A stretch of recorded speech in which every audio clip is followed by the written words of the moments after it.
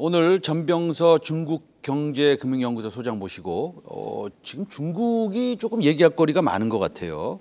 예, 중국에 대해서 한번 분석해보고 우리나라에 어떤 영향을 미칠지도 한번 알아보도록 하겠습니다.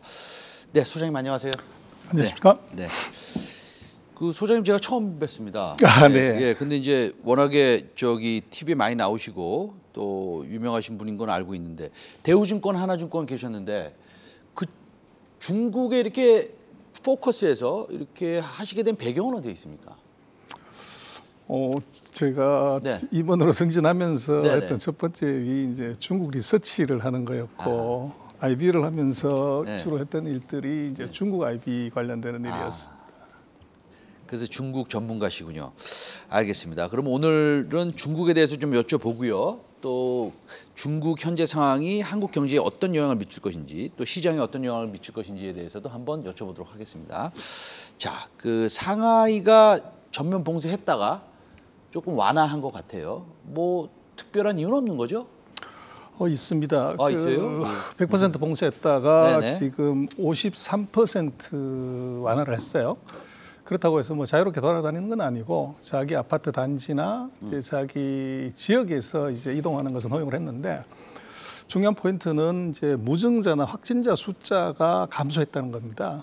그래서 어제 데이터를 보면은 이제 2만 명 넘어가던 확진자 숫자가 2만 명 밑으로 떨어졌어요. 그래서 이제 그게 가장 이제 의미가 있었던 것 같고, 그래서 뭐 관심은 언제 이거 푸냐. 근데 오미크론의 케이스가 있어요. 그래서 홍콩이 이제 한 달 전에 아주 폭증을 했었고, 그래서 그것이 이제 감당이 안 됐었는데 중국이 이제 중국식 통제를 통해서 한 달 만에 안정화를 시켰어요. 근데 지금 상하이 같은 경우는 홍콩에 비해서 한 10배 정도 인구가 많기 때문에 이제 어려움을 겪고 있는 걸로 보이지만, 아마 이번 주 정도면은 아마 피크아웃을 시키고 한 1, 2주 이제 그 안에 아마 안정화가 되지 않을까 그렇게 보여집니다. 저는 그 중국 상하이 봉쇄하고 또 완화된 이런 여러 가지 상황을 보고 과거의 영국의 데이터, 그 다음에 좀 나아가서는 남아공의 데이터 이런 것들을 보고, 물론 당연히 우리나라 데이터도 보죠. 오미크론은 어쨌든 잡을 수 없는 것이다. 언젠간 피크아웃하고 떨어져야 되는 것인데, 상해는 뭐 국가 체제가 좀 달라서 이렇게 좀 봉쇄를 할 수 있는 그런 상황일 거라고 보는데요. 이 상해가 이렇게 피크아웃하고 다음에 또 다시 한번 치솟을 수 있는 그런 가능성은 없는 겁니까? 뭐 충분히 있을 수 있는데요. 근데 이제 중국이 그 사이에 그 우한 때는 이제 알파나 델타였고, 지금 최근 이제 한 3, 4개월 사이에 시안, 우리 삼성전자 반도체 공장이 있는, 그리고 이제 천진, 중국의 4대 도시 중에 하나죠. 그리고 이제 심천, 3개 도시를 인구 1,000만 명 이상 나는 도시를 봉쇄를 했었어요. 그리고 이제 말씀하신 것처럼 그럴 가능성이 있어야 되는데, 그 3개 도시에서 2차 대확산은 일어나지 않았어요. 그래서 이제 중국이 그 사회 통제력이 굉장히 강한 나라이기 때문에 상대적으로 한번 안정화를 시키면 그걸 유지하는 능력은 이제 있다, 그렇게 보여집니다. 알겠습니다. 사회 통제력이 우리가 상상하는 것보다도 훨씬 더 강한 나라이기 때문에 앞으로 재확산은 가능성 그렇게 크지 않을 수도 있다. 그렇습니다. 예, 이렇게 말씀을 하셨습니다. 자, 중국 상하이 봉쇄하고 또 일부 완화했습니다. 근데 이제 이렇게 되면 아무래도 공장, 상해 공장도 많고 그다음에 소비도 사실 줄 수뿐이 없지 않습니까? 그렇게 된다면 중국이 이 세계 경제에 미치는 파장 내지는 한국 경제에 또 미치는 그런 영향이 좀 있을 것 같은데, 그것에 대해서 좀 설명 좀 부탁드리겠습니다. 그게 조금 과장이 돼 있는데요. 네. 이제 말씀하신 것처럼 중국의 상하이는 도시죠. 그래서 공장이 있질 않아요. 아하. 그래서 그게 이제 공장의 대거 스톱이라고 하는 것은 이제 네. 테슬라 정도가 그게 공장이 있는 걸 얘기를 하는 건데, 그 중국의 전체 GDP에서 상하이가 한 3.4% 정도밖에 안 돼요. 그래서 뭐 이게 2달 정도, 한 달 정도 이게 문을 완전히 닫는다고 가정을 하면 GDP가 한 0.28% 정도. 근데 3월 28일부터 이제 본격적으로 터졌기 때문에 뭐 한 달 반, 2달 정도 한다고 하면 뭐 연간으로 봤을 때 한 0.5% 정도 완전히 문 닫는다고 가정을 했을 때 뭐 그런 정도 영향이라고 일단은 봐야 될 것 같고요. 그래서 이제 상하이 같은 경우가 중국의 지금 확진자로 보면은 거의 95%, 97%가 상하이고 나머지 지역은 뭐 1명, 2명, 10명 안쪽 이래요. 그래서 상하이에 관한 것이 아무래도 대도시이기 때문에 그것이 너무 좀 과도하게 이게 굉장히 충격으로 얘기를 하는 것 같고, 특히 이제 한국 같은 경우는 이제 상하이의 물류 그 양자강에 이제 하고 있기 때문에, 그래서 전 세계에서 1등하는 이제 그 항구가 상하이인데 한 4,700만 TU 정도 됩니다. 네. 근데 이게 지금 이제 한 달째 묶여 있는 거죠. 이것에 영향이 있긴 한데, 문제는 그 상하이 바로 밑에 보면 닝보라고 있는데요.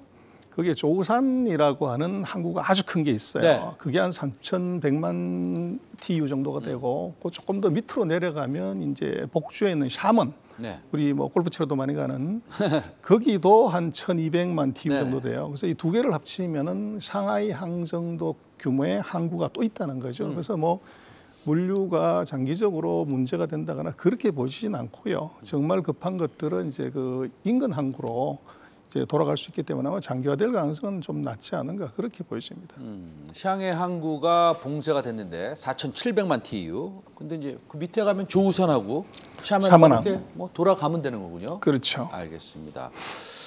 네, 그런데 지금 중국의 1분기 성장률이 뭐 한 4.5% 전망되고, 근데 그 올해 목표 얼마하고 있죠? 5%? 5.5입니다. 5.5잖아요. 그러면 조금 올해 조금 5.5 달성하기 쉽지 않을 듯한데 우리 네, 소장님 어떻게 보세요? 제가 볼 때는요, 중국은 뭐 한번 뱉어놓은 수치를 지금까지 뭐 달성 못한 적이 없어요. 아하. 그래서 농담으로는 뭐 숫자를 조사하기 위해서라도 이제 한다 얘기를 하는데, 1분기 한 4.4, 그 2분기가 조금 더 이제 지금 4월달 이후에 이게 확산이 길어지면 아마 1분기보다 더 성장률이 낮은 한 4.3, 뭐 요 정도까지 떨어질 수가 있는데, 제가 볼 때는 만약에 1, 2분기가 4%대를 가게 되면 아마 3, 4분기, 4, 4분기에는 아마 6% 이상의 고성장이 나올 가능성이 대단히 높아요. 그래서 중국 정부가 이 대대적인 부양책을 쓸 가능성, 이제 그게 뭐 포커스라고 보여지고, 지금 있는 이제 코로나가 확산되고 있는 단계에서는 뭐 경기 부양이라는 게 의미가 없죠. 그래서 아이러니하지만 아마 1, 2분기에 GDP의 숫자가 낮게 나오면 아마 하반기에는 이제 숫자가 굉장히 좋게 나올 가능성이 있다. 그게 포인트입니다. 알겠습니다. 그러니까 우리 소장님 말씀을 들어보면 중국이 지금 바닥을 치고 있고 뭐 크게 걱정할 필요는 없다. 이 정도 느낌으로 들리는데요. 그래서 이제 맞습니까? 그건 이렇게 봐야 될 것 같아요. 지금 뭐 중국에 관련한 악재가 뭐 모든 분야에서 다 쏟아지고 있는데, 그 이유는 아주 간단한 것이 미국은 피크아웃이고 중국은 바텀아웃이다. 그래서 네. 이번 사이클의 세계 경제 특징은 바로 코로나 경기죠. 그래서 코로나를 빨리 잡은 쪽이 빨리 이제 경기를 회복했고, 또 빨리 경기가 하강을 했는데, 전 세계에서 경기를 가장 먼저 회복시킨 게 중국이었고, 이유는 발병은 중국에서 했지만 안정화를 가장 먼저 시켰어요. 네. 그런데 미국은 이게 가장 늦게 이제 안정화를 시키는 바람에 경기 회복도 늦었고 경기 피크도 늦어진 거죠. 그래서 지금 앞으로 아마 이제 이번 사이클에서 경기 회복은 미국이 먼저 나오는 것이 아니라 중국이 먼저 나오게 돼 있습니다. 그래서 중국을 잘 볼 필요가 있고, 그래서 중국 같은 경우는 뭐 지금 아마 차트가 제가 준비된 게 있을 것 같은데, 그 작년 4분기하고 금년 1분기 세계 경기의 그 트렌드를 놓고 보면 그 중국은 이제 완전 바닥에 와 있고 미국은 이제 피크에서 약간 떨어지는 그 정도 수준에 지금 와 있는 거죠. 그래서 뭐 그런 정도로 보여지고, 항상 그렇습니다만은 뭐 좋은 일은 뭐 하나씩 오지만 나쁜 일은 한꺼번에 몰려오죠. 그래서 지금 중국에 관련되는 것들은 이제 경기 바닥에 지금 우크라이나 사태가 터졌고 코로나 확산이 같이 터져서 아마 경기 바닥을 확실하게 아마 이제 알려주는 아마 그런 타이밍이 아닌가 싶습니다. 네, 중국은 거의 버텀아웃하고 있다, 탈출하고 있다, 바둑에서 이렇게 말씀을 하셨는데, 지금 저도 이제 한번 코멘트를 한번 드린 적이 있는데 4월 11일 보면은 미국의 10년물 금리하고 중국의 10년물 금리가 역전 현상이 일어났어요. 우리 시청자 여러분들한테 이해를 하기 조금 도움을 제가 드리자면, 당연히 중국은 이머징 마켓 안에 있기 때문에 뭐 이자율이 높을 수뿐이 없습니다. 그리고 뭐 미국은 그렇지가 않죠. 근데 지금 미국이 더 뭐 미국이 더 낮을 수 있을 수도 있다. 향후에는 이런 움직임이 보인다는 거죠. 근데 이 상황은 굉장히 이례적인 상황인데 우리 소장님은 어떻게 생각하십니까? 지금 준비된 그 차트 한번 보시면요. 네. 지금 중국 같은 경우는 저게 2020년 11월 달 이후로 금리가 국채 수익률이 10년만 계속 떨어져요. 그래서 말씀하신 그 스프레드가 확 줄어들어서 역전 현상이 나타난 것은 중국 때문에 그런 것이 아니라 미국이 급등해서 그런 거죠. 그래서 중국이 얘기해 주는 저 그림은 중국 경기는 계속 슬로우 다운하고 있다는 것을 보여주는 것이고, 그래서 이번 그 금리 차에 대해서 여러 가지 이제 얘기를 하지만 미중의 금리 차 역전은 중국 요인보다는 미국 요인으로 봐야 되고, 그래서 이것에 미치는 이펙트는 이제 채권 시장에서의 자금 유출, 그래서 요것들은 충분히 있습니다. 그래서 최근 뭐 한 달 사이에 보면 중국의 채권 시장에서 국채 시장에서 자금이 대거 유출되는 이제 그런 현상은 나타났고요. 그래서 이게 뭐 과거의 트렌드를 보더라도 이것이 이렇게 역전되는 현상이 오래 가냐, 뭐 그런 적은 없었던 것 같아요. 그래서 이것은 아마 조금 일시적인 현상, 뭐 이제 과도기전 현상, 아마 그런 정도로 봐야 될 것 같습니다. 지금 전체적인 우리 소장님이 톤을 갖다가 제가 나름대로 좀 분석을 해보면 지금 이머징 마켓, 그러니까 소위 중국의 경기가 버텀아웃하고 있다.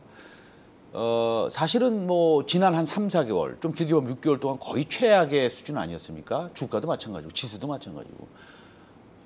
그렇다고 본다면 지금 버텀아웃하고 있는, 그러니까 바닥에서 탈출하고 있는 이런 영향이 하반기에 우리나라에 좀 긍정적으로 영향을 미칠 수도 있겠네라는 생각이 지금 제가 우리 소장님 인터뷰하면서 지금 들었는데 제 생각이 좀 잘못된 걸까요?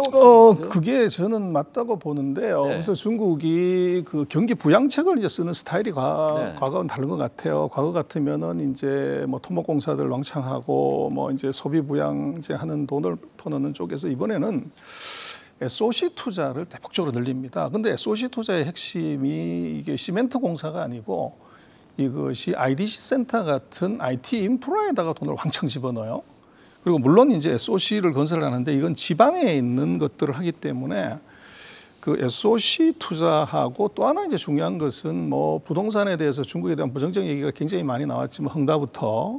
근데 헝다는 아직도 부도가 안 나고 있어요. 그래서 중국이 아마 한 2주 전에 그 부총리하고 금융감독원이 발표를 하면서 부동산 규제를 완화하는 조치를 하겠다고 하는 것을 강하게 시사를 했어요. 그래서 SOC하고 부동산이 아마 하반기에 경기 회복에 가장 선두에 설 가능성이 높아 보이고, 이제 그렇게 되면 중국도 이제 전통산업, 철강이나 화학이나 건자재가 있기 때문에 이게 이제 힘을 받게 되면 숫자가 굉장히 쉽게 나오게 돼 있죠. 그리고 이제 그게 조금 더 지나면 말씀하신 것처럼 이제 부동산 경기가 회복이 되면 자동차하고 가전이 팔리는 그 일련의 메커니즘이 아마 하반기에 나타나지 않을까, 이제 그렇게 보여지고, 그리고 이제 코로나가 아마 이번 달 또는 늦어도 다음 달 정도에 피크아웃을 하게 되면 이제 중국이 소위 말하는 이제 리오퍼닝도 중국도 시작을 할 것 같아요. 그래서 리오퍼닝이 우리처럼 이렇게 푸는 거냐는 아니지만 중국이 지금 3주 격리를 해요.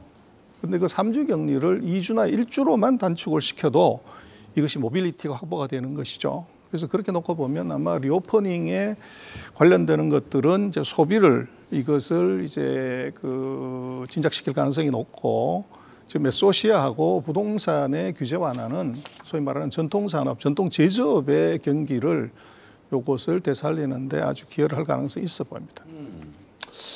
일단은 우리 소장님이 말씀하시는 거는 저는 굉장히 듣기 좋습니다. 긍정적인 측면을 갖다가 좀 짚어주시니까.